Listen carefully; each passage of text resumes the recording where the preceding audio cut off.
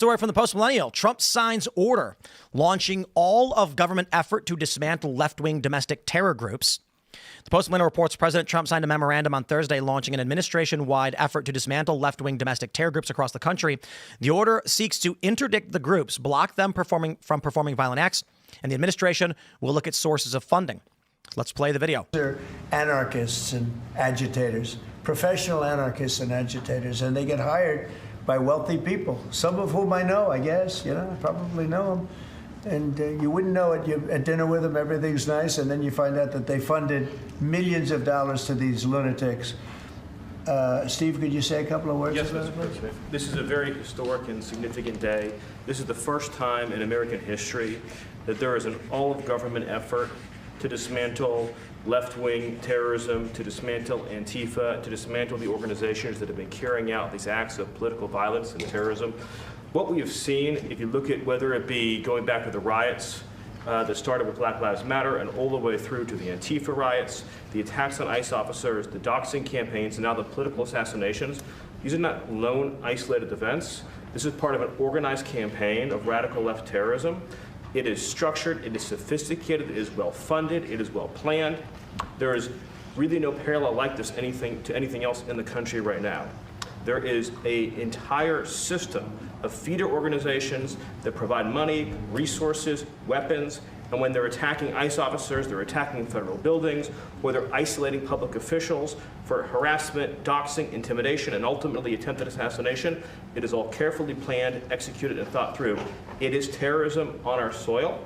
Because of this executive order, Cash and Pam are going to have the tools they need, working with Scott, to take these organizations apart piece by piece.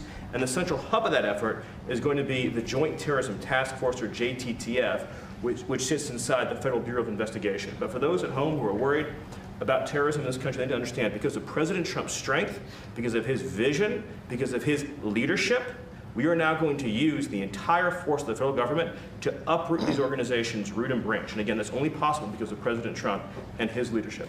Thank you, Steve Cash. I'm going to take this opportunity to announce my retirement. This will be my last show. I've decided that we're doing this again. I shouldn't be showing my face because of the threats against me and my family. I think I have been convinced by the audience.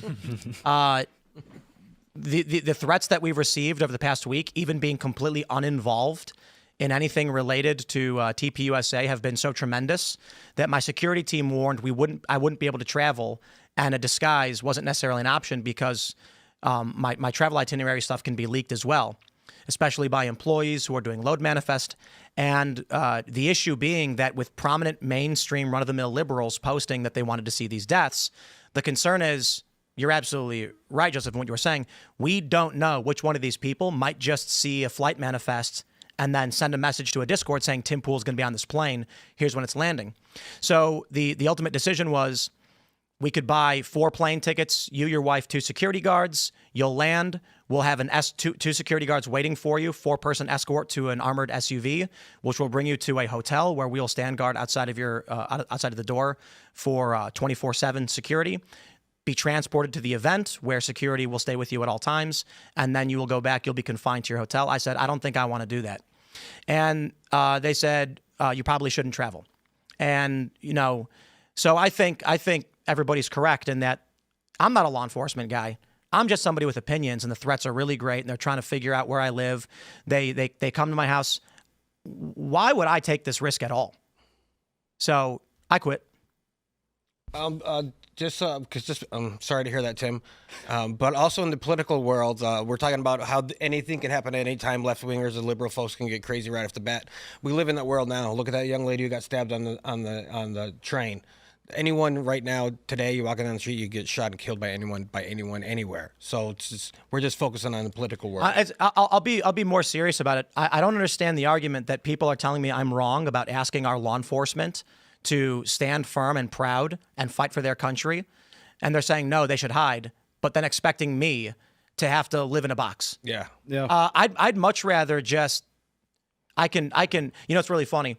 I put on a blue t-shirt. I should describe back that. I've seen that. Well, I'll just say it. I put on a blue t-shirt, took my hat off and put on glasses, and no one knew who I was. I walked in the building. We're like, who is this guy? Yep. Everybody. And then I walked up and they went, So, you know, I can be real. Like, if this is the opinion people have, honest question, why do you expect me to do this forward-facing publicly with my own name, where I'm worried about whether our food's being tampered with, we can't order food, we have to have bodyguards? Like, why am I living this way? If our law enforcement gets special protections and privileges, you expect me to do all of this. I'm just kind of like, maybe you guys are right. Maybe we should all hide. Maybe we shouldn't put ourselves at risk. I can launch a new YouTube channel with an AI. There's like, isn't that, honest question, is Liberal Hive Mind just AI, right? That YouTube channel? It is a guy? Okay. Okay. Because it very much sounds like AI. Okay. That's just how he is? Okay, sorry, I didn't mean to impugn your honor, good sir. But I could just launch an AI channel known over, make it a woman. Yeah, you're Use an AI avatar female, like, you know what I'll do? What the anime waifu you do the they can, VTuber. Yes, you can move around and they move. You can be like a rabbit with a chick. Oh, bro, I'm out. Why don't I do that? I mean, it could be a VTuber. Yeah. Your voice, you'd have to You're- change yeah, your you'd have voice. to use a though. voice Right. changer. Sure. Done. Easy. I mean, You got those real-time AI voice changers. You're way more front-facing towards the political world than the cops are. Than one cop on the street. Than one. which ICE is agent. which my point would be that most of these cops have substantially less risk than I do. Yes, they do. So if the argument is they should wear masks, no one should know who they are because the left are terrorists, I'm like, I'm being 100% serious thinking about that. Like, if that's what people really think, they just killed Charlie. Like, maybe none of us should be doing this, and we should just sit back and let Trump do his thing. But for an ICE agent, what difference does it make for their job if they have their face out there and their name? Because at the end of the day, they're a badge, and they're conducting an operation, a very specific job. Like, it doesn't matter if they're a public individual or not. We're trying to get legal immigrants out. Like, I don't Right. really know if it's The Joe argument doing is the far left might try to dox them, and I'm sitting here being like, well, I'm already doxed. The far left, once they dox them, they might try to kill them. I'm like, they're literally trying to kill me, and we have people showing up, and I have to get guns and. Right, but if you're an ICE agent making, I mean, I know they're getting paid decent, but they don't have the money for security or anything, and it's like it's not advantageous for them in any way to be like a public-facing person. Like, it doesn't. If anything, it just makes it worse. But they're not a public-facing person. They're, Well, They don't have to be, and that's why they're No, masking. there's tons of anonymous personalities that make tons of money doing political commentary. Yeah, it's true. Yeah, I mean, I think that's fine. I do think there's value. in having Maybe anonymous- that's where we're going. I mean, look, Charlie got assassinated. Yeah, I do actually think like anonymous or pseudonyms is like fine in the political space, and they're able to push ideas without fear of getting killed. But I mean, people ultimately buy from people, and when they're, you are disseminating ideas, they're buying into an idea. They're buying into, especially if you become a living embodiment of that idea. Yeah. Like, I want to be like that guy. Right. I want to live in the way that he lives because he seems really fulfilled. I understand what you're saying completely. Like, they should be demasked, but what that would be, it would be a giant gambit, and we know what would happen. We would see families being targeted. We would potentially see targeted assassinations, but it'd be on a much larger scale. I don't think so. You don't? No. Well, Why aren't they? Because a single there is a risk. There is a risk department somewhere that has An gone and they've individual sat down and gone. because they need to wear masks. Because there's a reason why they killed Charlie Kirk and not an individual ICE agent. There's tons of federal law enforcement, including guys that aren't wearing masks. Just some of them are. just tried to and kill they went. 3. Yeah. They killed Charlie. Right, but like they tried to kill ICE agents Who did? like 2 days ago. No. Who? Joseph John. It was like- it was Joseph John or whatever. Oh, right. And they were that. So but that was indiscriminate. That wasn't a targeted on a guy's house. No, this but is it the was- third terror attack on ICE where they went to a facility and attacked random people. In fact, he killed detainees. Right. The argument we're making is they will go to the home of the ICE agent.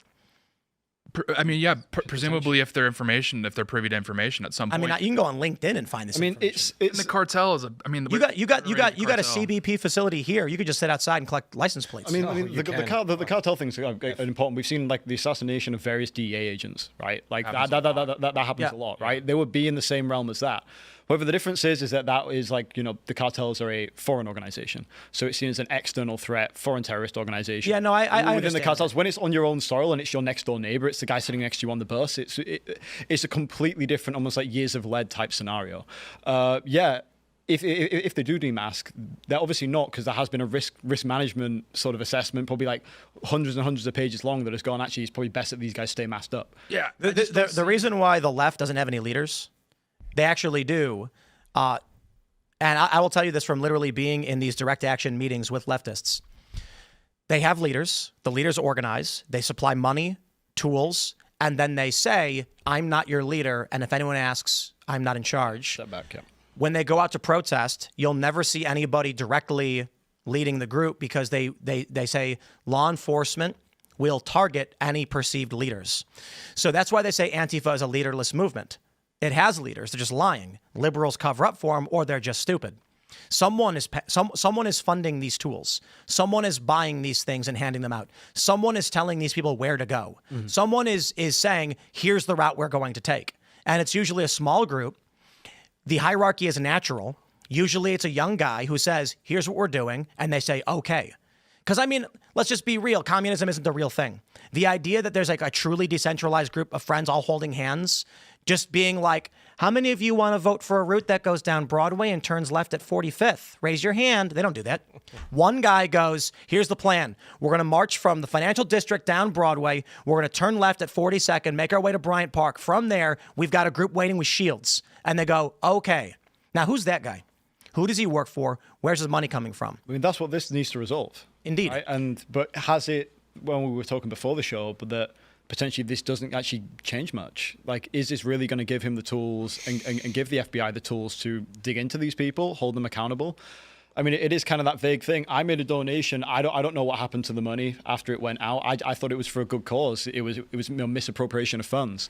They know what they're doing. They're not stupid. They're highly sophisticated actors. These, when they are doing these donations and they are sort of pushing these ideas and kind of giving someone a tap on the shoulder to do something, it's done in a way where they're not going to be held legally accountable. The donors, or the people that are actually making the donations, if they're in the small denomination, they likely do think, okay, I'm just doing this to help, because like the people that donated to Black Lives Matter, they were conned, and those people, they thought they were doing something good. But the people that are running the organization and those people, they have to file paperwork and et cetera. Those people you can wrap up, and those people the DOJ can look into. And then any big donations, like really sizable, hundreds of thousands or millions of dollars, that's something the feds can look into as well. What if Trump was like, we're declaring Antifa a terrorist organization.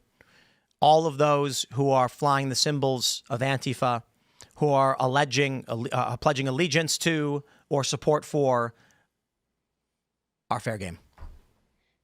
I think that's what it should be. Yeah. So commies already. But you're saying that that means regular citizens going out, taking individual action as a civilian against someone who's flying the Antifa flag. Oh, no, I misunderstood. I thought you were talking about I thought you meant federal law enforcement. I'm saying Trump tells everyone in this country, if you as an individual stop someone who's flying Antifa, like... But I mean, if someone was... Sir. TOS I asked you a question. What if Trump did that? That would be a terrible situation, because... Well, so the reason I asked that question is that Trump has designated Antifa a terrorist organization. What does that mean? If you are a citizen of this country and you are walking down the street and you see a guy with a gun waving an ISIS flag, will you go to jail if you stop that person? Depends on the jurisdiction. That's why I'm asking what would happen. The point I'm making with the question is, Trump has said Antifa are terrorists. What is the legal ramification of a citizen saying citizen's arrest or citizen enforcement action against a terrorist flying a terrorist flag? Yeah, if you're a terrorist on my land, I have a right to stop you in my country from doing terrorism. Well, I don't know what you do. Well, I'm just saying, like, in general, like, you would think that folks would want to stop terrorism on their own. It should be. I mean, like, let's say there was like an Islamic terrorist, right? That was waving one of the several flags. I'm not going to say. Look, I mean, if someone... in case we get demonetized, but it's like, I'm sure... I doubt a jury and a court would prosecute them for, this guy's waving a firearm or whatever, and he shoots him and preemptively stops a terrorist. It all depends on the jurisdiction. But I mean, totally depends on the jurisdiction. Yeah. You do that in New York, you're going to jail forever. Right. If the guy was actually shooting at people in New York, there's still a possibility that you would go to jail if you took him out. Well, I mean, that's something that needs to be addressed on a federal level. Is it even possible? Can they do that? I mean, I'm not familiar with state law. It would be a local thing. The feds wouldn't actually have jurisdiction over that. The blue states are in a soft succession right now because like they have sanctuary states, so they're softly succeeding, trying to, but they're not really doing it. But it's really like it's like a soft civil war. And if there's someone that's actually shooting or even probably menacing people with a gun, which means pointing a gun at someone, and you shot him in in a state that has like stand your ground laws or has the Second Amendment friendly, there's a possibility that you could convince a jury, no, he was going to hurt people and I prevented him. Now that would be dependent on the jury. But there is a possibility that, look, here's the situation. He was saying these things. He was yelling these things. He was pointing his gun at people.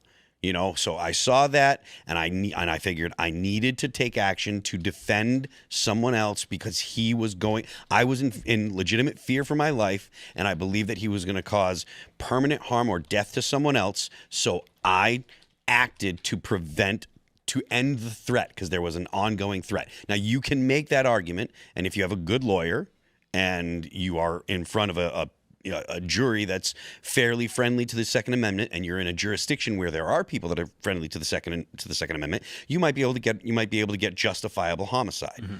But in a place like New Jersey, in a place like New York, that is not going to happen. You will go to jail. So this is actually surprising. My cursory search, which is surprising to me, is that if there is a known foreign terrorist organization individual, ISIS is a great example, who is flying the flag and armed and screaming while walking down the street, you have no legal right to do anything as a citizen against that person, be it stop them, detain them, or hurt them in any way. They're to be treated, according to my cursory search, as if they were any other citizen, no matter what.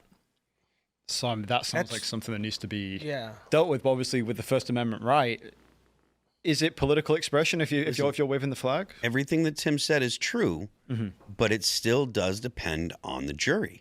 Yeah, well, you'll get arrested. You'll get charged with murder. Trial. In most places, you're going to get arrested. I don't think there's very few places where you could get away with shooting someone and you wouldn't even. I'm pretty sure He just has a flag.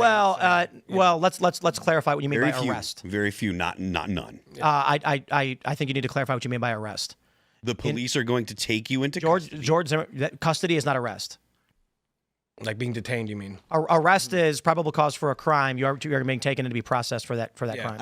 I would still say that there are a few. There are some jurisdictions where you might not.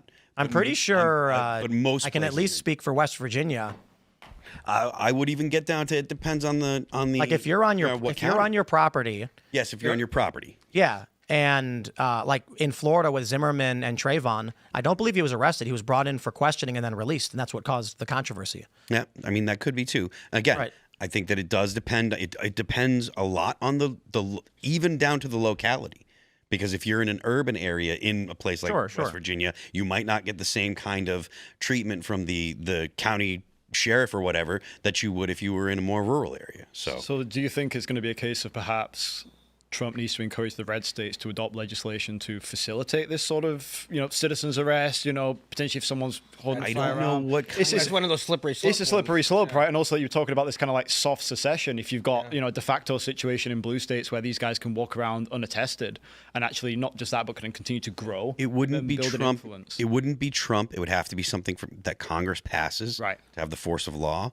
And I don't know if that would stand, because places like New York or New Jersey or Illinois, they would fight that under 10th Amendment grounds. They would say we have the state's right to do. I think as we discuss this and go through the math of everything we're looking at, the real underlying thing that everyone is just saying is we're in a civil war. I think that it's across the West there is an ideological war. I think that it is. It's less of like a civil war, like you guys are here, you guys are there. I mean, it is more of a years of lead type scenario. Well, that idea of you guys are here and we're there has never been a civil war ever. Well, I mean, the American Civil War. I mean, there was a front line and a trench. One place out of. But that's the Spanish Civil War as well. But the American Civil War is not a civil war. Okay, well, semantics different. How most people would understand the Civil War is going to be something like the American Civil War, the Spanish Civil War. What was the Spanish Civil War then? It was an ideological war. Right, but no, like there were factions fighting, yes, and there was no here and there. It was, Franco from Morocco went up to the south of Spain, rallied troops to fight against other military, seized control of military assets, and then you saw certain areas that were leaning in one direction, nationalist or Republican, and the fighting was actually all over the country until militarized forces were able to secure certain areas and then push out the far left. Yeah, but I mean, even if you look at the Syrian Civil War, you can look at the live map. There was a front line, right? Same in the Spanish Civil Civil War, right? Like there are The Spanish we're Civil here. War. This city is ours. Yes, there might be some insurgencies within those cities, but there was like, okay, they've got their military units there. They've got their trucks. Right, but it was spotted all over. Well, I mean, it was The Spanish Civil War was blotches. There are front lines. Yeah. So the American Civil War was actually a union fractured, a new union formed, and then the union, proper noun, sent troops down to force the separate union. Fold, yes. So that's very different from any other civil war ever throughout history. What the the United States Civil War, they call it, is more akin to a standard war in Europe or something. It is more akin to a conventional war by two countries. That's effectively what the American Civil War was. But I mean, the Spanish Civil War did have front lines. This city, this road, these trains were under our control, and the other areas. When you look at the that, Spanish, there was still a differentiation whether you were under the nationalist control side. That's correct, because the Spanish Civil War was not a you're there and we're here. It was this city is controlled by the Republicans, this farmland and this rural area is by the Nationalists. Down south, there's a pocket where we control in between, but the Nationalists have this and the Republicans have this. Yeah, but I mean, in traditional civil wars, control is spread out all over and blotches. I mean, even in the Confederacy, there were Unionists who were living within the Confederate borders who were still like aiding the Unionist side. So, well, like as an insurgency, yes, but like de facto, like who was controlling law? All right, I'm just trying to clarify because the point I'm making is the United States Civil War is not a civil war by most historical standards. The fact that there was a North and South dividing line, a Mason-Dixon line, is solely unique to the American Civil War. Other civil wars throughout history had split control in various regions, not a North and a South. There's northeastern, western. Like when you look at the Spanish Civil War map and you watch how the militaries moved through areas, there were pockets over here that was nationalist. The nationalist was largely like rural areas. The Republicans were largely urban areas, and they were split up all over the place. Initially, but then they did consolidate forces after an initial period. Franco and his troops started crushing the left and moving through. They gained more control. Yeah. But the American Civil War started as something entirely different with a literal line between two unions. In fact, Texas, one of the reasons for Texas secession to join the Confederacy was simple proximity. When Texas voted to join the Confederacy, it was simply, we have no trade partners. So I guess this is who we're with. Mm-hmm. It wasn't like people in Texas were like, rah, we hate the Union. It was like, well, look, for all intents and purposes, we are part of the Confederacy. In Maryland, they actually were 1/3 sympathetic to the South. So it wasn't, and it still But I mean, there was still, what I was trying to get is there were still geographical states and regions which were considered, under the control of those governments or forces, right? And that's true today, right now in the United States. In the U.S., well, yes and no. Like, I don't think that like the governor, like Gavin Newsom, for example, is going to come out on the complete side of like he denounced the murder of Charlie Kirk. Like, he's not on the same parallel as the sort of people that Trump's sort of fighting here. I don't think like they might share the same ideological realm, but do I think Gavin Newsom is involved on grassroots level, Antifa, guys going and assassinating politicians? No, I think they share the same ideological space. So as a result, they don't even want to give an inch of ground, because if they give an inch of ground against the left, then there could be a flood against. And that's a good distinction to determine when we're actually in a civil war, is when you actually have a policy from a state defy the jurisdiction of the federal government and say, we will not abide by your rules. Which I guess your argument is going to be with like the sanctuary city stuff. Well, I guess never mind. That's probably not a good distinction, because that literally is what all of them are doing. Yeah. So if it's not, okay, I'm being completely honest question here. We have political assassinations. We've got California allowing far leftists to firebomb and attack federal law enforcement with impunity. In the Pacific Northwest, they did the same thing. Portland, local law enforcement isn't stopping these guys. They've let them do it for now 3 months. I think it's been going on in Portland. And the feds are trying to stop it. It's not to the point where Gavin Newsom says, go and arrest those federal agents, but Gavin Newsom just ordered federal agents to take their masks off.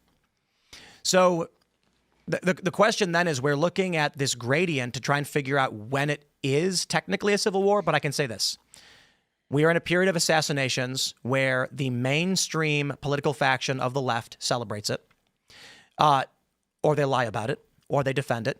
The ideology that motivated the assassin is espoused on the floor of our own congressional house by the most famous Democrat, in my opinion, AOC.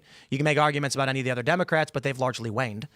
And as pertains to law enforcement, the California government is letting far leftists organize and firebomb federal facilities. It's California, Oregon, and Washington have been doing this for years. Newsom tried to commandeer control of the National Guard away from Donald Trump and has now ordered federal law enforcement to abide by his rules and take their masks off. Okay, so it's not a civil war. It's an insurrection, perhaps. There's a better terminology. It's a insurrectionary act against the Civil unrest. Unrest. Yeah. It's still going. You know, it's what we've been calling it civil unrest for, you know. I'm asking, like, when does it become a heap of sand? If Gavin Newsom, he just came out and said, where they passed a law, right, mandating authority over federal law enforcement, which they don't have the authority to do, and they're threatening federal law enforcement with arrest.